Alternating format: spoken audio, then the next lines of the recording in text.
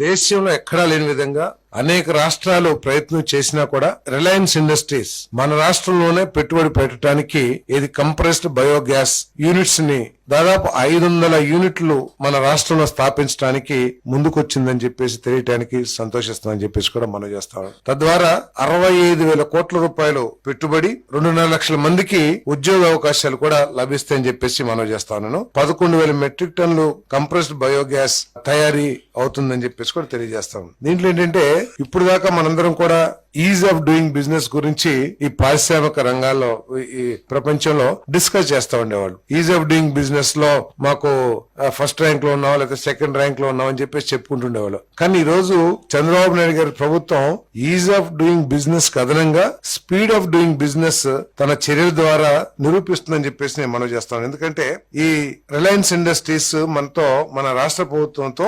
12/11/2024 MOU sign చేసింది. అంటే ఎన్ని రోజులు? కేవలం నెల 15 రోజుల లోపలే వారికి కావాల్సిన భూములు కేటాయించమని చెప్పేసి కేటాయించగానే అడ్వాన్స్ పొజిషన్ కూడా మాకు ఇచ్చేయండి అని చెప్పేసి ప్రతిపాదన చేయడం జరిగిందని చెప్పేసి మనం చేస్తాను. అది కూడా ఏమిటి?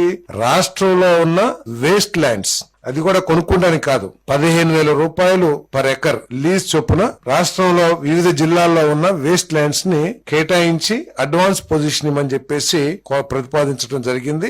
అంతేకాకుండా ఈ వేస్ట్ ల్యాండ్స్ సరిపోకపోతే రైతుల దగ్గర నుంచి వారే పర్ ఎకర్ 30,000 రూపాయలు లీజ్ చెల్లించి రైతులకి ఆ భూమిని వారు సేకరించుకుంటారు. అంటే 11,000 టన్నుల CBG తయారు అంటే కంప్రెస్డ్ బయోగ్యాస్ తయారు చేయడానికి కావాల్సిన భూముల్ని అంటే నేపియర్ గ్యాస్ ఇదంతా కూడా పెంచాలి, గ్రాస్. దానికోసం కావాల్సిన భూముల్ని మన దగ్గర ఉన్న రాష్ట్ర ప్రభుత్వ ఆధీనంలో ఉన్న వేస్ట్ ల్యాండ్స్ ని వాళ్ళకి 15,000 రూపాయలు, అదే విధంగా వారు సొంతంగా సమకూర్చుకునే రైతుల భూములకి 30,000 రూపాయలు వారు చెల్లిస్తారని చెప్పేసి కూడా ఈ సందర్భంగా తెలియజేస్తా ఉన్నాను.